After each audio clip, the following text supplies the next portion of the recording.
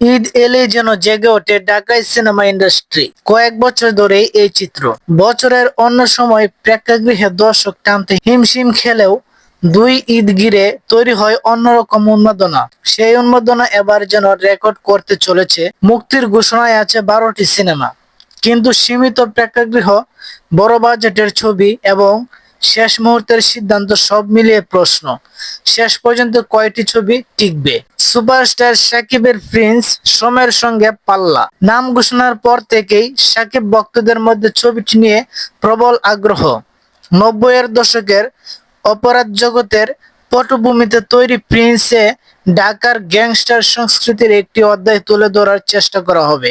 শুরুতে ছবিটির বড় অংশের শুটিং ভারতের হায়দ্রাবাদে হওয়ার কথা ছিল, তবে ভিসা জটিলতার কারণে পরে বাংলাদেশ ও শ্রীলঙ্কায় ধারণ করা হয় ছবির কিছু অংশ।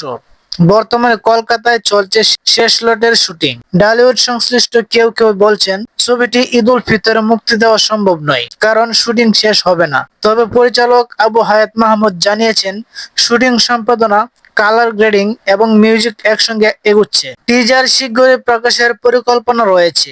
সময়ের চাপ থাকলেও মনের সঙ্গে আপোস করা হচ্ছে না। প্রিন্স সিনেমায় সাকিবের বিপরীতে অভিনয় করছেন কলকাতার জ্যোতির্ময়ী কুন্ডু ও ঢাকার তাসনিয়া পারিন। বড় বাজেট, বিদেশি লোকেশন এবং অ্যাকশনের কারণে ছবিটি ঈদের প্রধান আকর্ষণ হিসেবে বিবেচিত হচ্ছে। তবে শুটিং সময়মতো শেষ না হলে মুক্তির অনিশ্চয়তা থেকেই যাচ্ছে। সো ফ্রেন্ডস, ভিডিওটি আপনাদের কাছে কেমন লাগলো? এবার ঈদে কি আপনি প্রিন্স মুভিটি চান? তাহলে অবশ্যই কমেন্টে লিখে যান। বন্ধুগণ, আপনারা যদি শাকিব খানকে ভালোবাসেন অবশ্যই ভিডিওটিতে একটা লাইক দিয়ে দিন। আর মুভি নিয়ে আপডেট নিউজ পেতে আমাদের এই সোনার মনের চ্যানেলটি এখনই সাবস্ক্রাইব করে দিন। ধন্যবাদ। আসসালামু আলাইকুম।